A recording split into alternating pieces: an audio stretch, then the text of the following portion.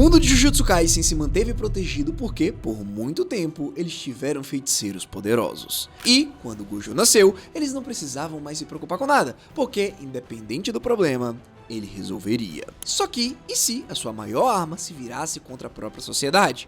E se, por algum motivo, o Gojo percebesse que não valia mais a pena seguir as ordens? Bom, é sobre isso que falaremos hoje. Então, fica comigo até o fim e vamos lá ver como que seria se Gojo Satoru se tornasse do mal em Jujutsu Kaisen.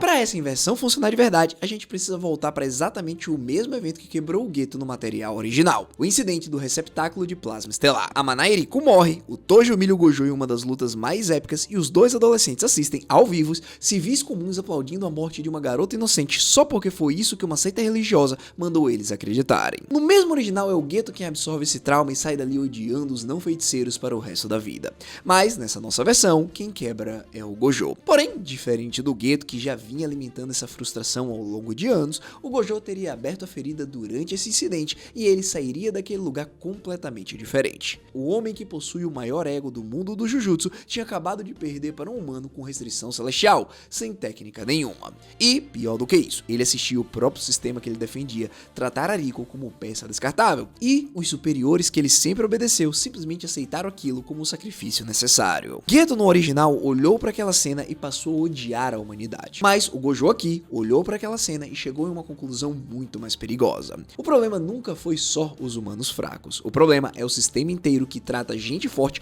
como ferramenta descartável e dos fracos que mandam. Galera, agora pensa no peso extra que essa derrota carrega especificamente pro Gojo. Porque diferente do Geto, que sempre foi talentoso quase tão forte, o Gojo cresceu a vida inteira sendo tratado como algo acima de qualquer comparação. Perder para o Toji não seria só uma derrota física, seria a primeira vez que a realidade provava com sangue que aquele garoto genial também podia ser ferido, controlado, quase morto por alguém disposto a pagar com o preço certo. E é exatamente esse tipo de trauma que cria a pior combinação possível dentro de uma mente tão poderosa quanto a dele. A certeza de que o sistema é podre, somada ao medo de que, se ele baixar a guarda por um segundo sequer, alguém vai aproveitar essa fraqueza para tirar dele tudo o que realmente importa. Esse medo, disfarçado de convicção moral, é o verdadeiro motor que empurra o Gojo para virar o tirano antes mesmo dele perceber o que estava se tornando. E essa é a diferença. O Geto vira genocida porque ele enxerga não feiticeiros como a origem de toda a maldição do mundo. Já o Gojo, com o ego que ele carrega, jamais chegaria em uma conclusão tão simplista quanto essa. Ele desprezaria alguma coisa muito mais específica. Os superiores inúteis, os clãs corruptos, um sistema inteiro que continua mandando crianças para a morte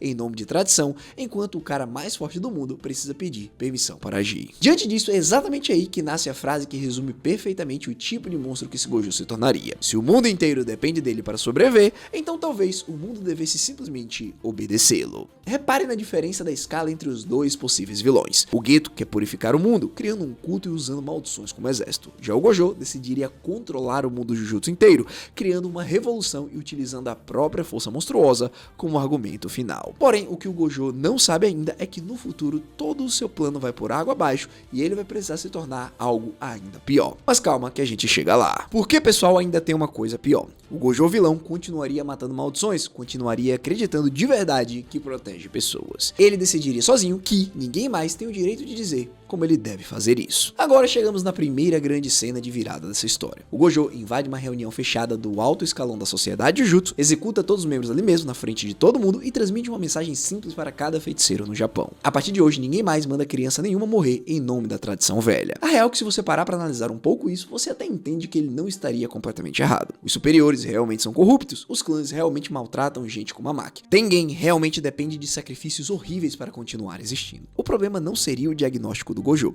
seria o método dele, porque, sendo o mais forte, ele passa a acreditar que a própria visão do mundo simplesmente não precisa de consentimento de mais ninguém. E é justamente esse tipo de revolução que atrai os marginalizados do sistema para perto. Primeiro, nós temos a Maki, humilhada pelo próprio clã Zenin desde criança. Ela enxerga no Gojo alguém capaz de finalmente destruir aquele sistema que sempre a tratou como lixo. Também nós temos o Yuta, que seria executado sem proteção nenhuma nesse mundo sem o Gojo professor. Ele é salvo por esse mesmo Gojo, só que agora não como mentor bondoso, e sim como ativo objetivo estratégico de uma revolução, o que deixa o garoto completamente dividido entre a gratidão e o medo genuíno. Fora que o Yuta nessa história vai ter um papel muito importante, porque ao mesmo tempo que o Gojo planeja uma invasão, o Yuta continua na escola Jujutsu e também será utilizado como peça contra o seu próprio professor. E por fim nós temos a Yuki Tsukumo, que já discordava dos superiores no material original, e aqui ela poderia concordar com uma boa parte dessa revolução, mesmo sabendo o preço monstruoso que ela carrega escondido. Bom, seguindo, nós chegamos na inversão mais dolorosa de toda essa história. Se o Gojo cai, o Geto se torna o único personagem com força emocional suficiente para tentar segurá-lo. Só que assim, ele não teria condição nenhuma de derrotar o Gojo em uma luta direta, mas ele conhece o Gojo melhor do que absolutamente qualquer outra pessoa viva. E isso abre espaço para várias cenas construídas em cima da estratégia, diálogo, culpa compartilhada e promessas antigas que os dois fizeram um para o outro ainda estudantes. Então, imagina a cena. O Geto encontra o Gojo logo depois de uma missão que terminou em caos completo. Prédios destruídos pelo poder do infinito, superiores mortos espalhados pelo chão, civis feridos gemendo de dor. Diante disso, o Geto, olhando aquilo tudo, pergunta baixinho quem exatamente o amigo dele ainda está tentando proteger. E o Gojo responde sem hesitar nem um mero segundo: todo mundo que ainda vale o esforço de ser salvo. É justamente essa resposta fria, quase administrativa, que mostra o tamanho do abismo que já se formou entre os dois. No original, foi o Gojo quem precisou matar o melhor amigo dele com as próprias mãos. Já nessa versão invertida, é o Geto quem precisa descobrir aos poucos se ainda sobrou alguma coisa de humano escondida dentro do monstro mais forte do Japão. Com isso, o tempo passa e as coisas vão se complicando até se tornar uma guerra de três facções completamente diferentes, cada uma errada de um jeito específico. De um lado, nós temos o Gojo, querendo destruir a ordem antiga e construir uma sociedade Jujutsu nova, guiada abertamente pelos mais fortes. Do outro lado, nós temos os descendentes dos superiores que pertencem aos clãs tradicionais. Esse grupo está tentando manter o sistema exatamente do jeito que sempre foi,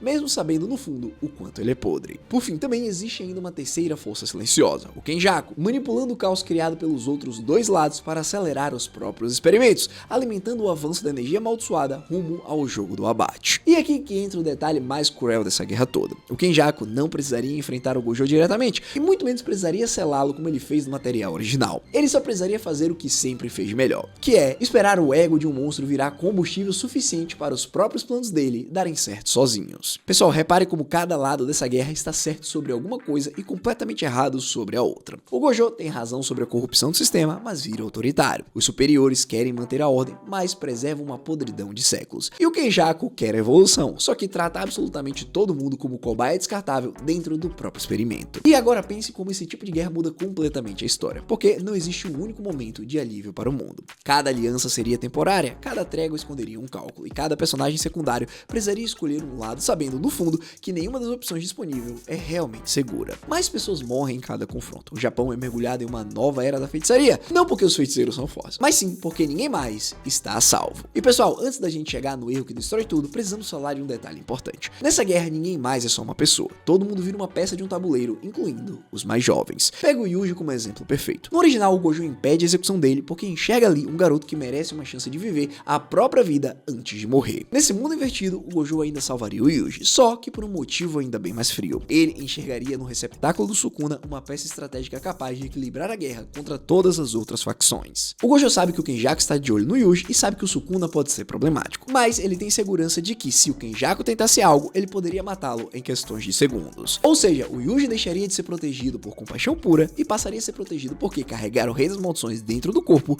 muda o equilíbrio de poder de qualquer conflito. Sabendo disso, o próprio Gojo sai em busca dos dedos e entrega para o Yuji, fazendo ele ir ganhando resistência aos poucos para que, em algum momento, a técnica do Sukuna ficasse gravada em seu corpo. Também, como eu disse no início, o Yuta vive um dilema ainda mais cruel dentro dessa guerra, pois sem o Gojo bondoso para guiar ele com carinho, os superiores decidem treinar o próprio Yuta como arma definitiva contra o antigo aluno mais talentoso que a escola Jujutsu já produziu. O garoto que deveria ter sido salvo pelo Gojo vira literalmente o projeto construído especificamente para matar o seu professor. Diante desse contexto, o Yuta é dividido entre o medo genuíno do que o antigo mentor se tornou e a gratidão que ainda carrega por ter sido resgatado da execução, se torna um dos personagens mais instáveis dessa história inteira.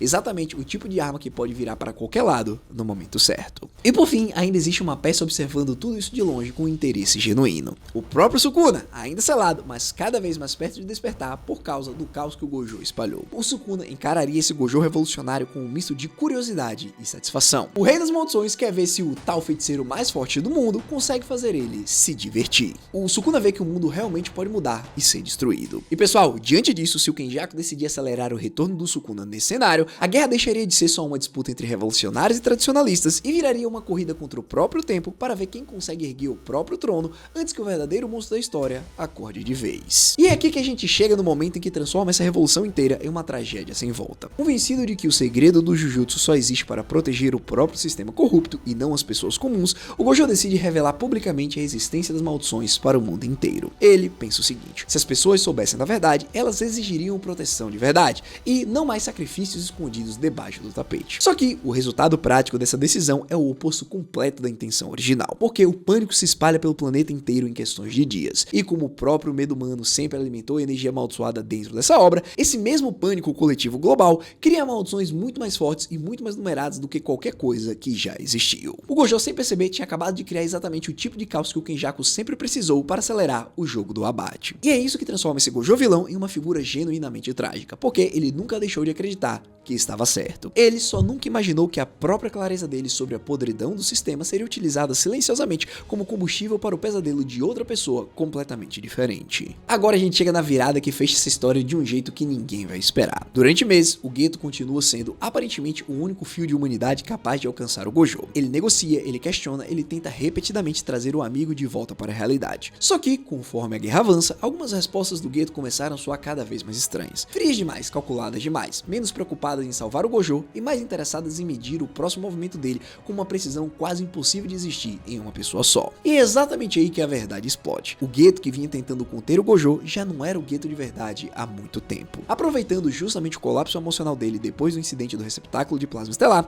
o Kenjaku encontrou uma brecha perfeita para matar o Geto e assumir o controle daquele corpo. Isso significa que a esperança que o Gojo carregava lá no fundo de que ainda existisse alguém no mundo capaz de alcançar ele de verdade já era impossível há muito tempo. O amigo que ele imaginava estar tentando salvá-lo já tinha morrido silenciosamente, sem barulho nenhum, e o que resultou dele virou só mais uma peça calculada dentro do jogo do Kenjaku. E é só quando o Gojo finalmente descobre essa verdade, através de uma provocação do Sukuna, que a tragédia realmente se completa. Porque nesse instante, o Gojo entende que cada conversa, cada tentativa de resgate emocional, cada momento em que ele hesitou antes de continuar a revolução por respeito à amizade antiga, foi manipulado do início ao fim por alguém que nunca realmente foi amigo dele. E cara, pensa no peso emocional desse incidente específico, porque não existe vitória nenhuma nele. O Gojo passou a guerra inteira acreditando que no fundo ainda restava uma linha invisível entre ele e o total descontrole, representada justamente pela existência do amigo tentando puxar ele de volta. Descobrir que essa linha já tinha sido cortada há muito tempo sem nem ele perceber não é uma libertação, é a confirmação mais cruel possível de que ele já estava sozinho havia bastante tempo, mesmo cercado de aliados, mesmo liderando uma revolução inteira,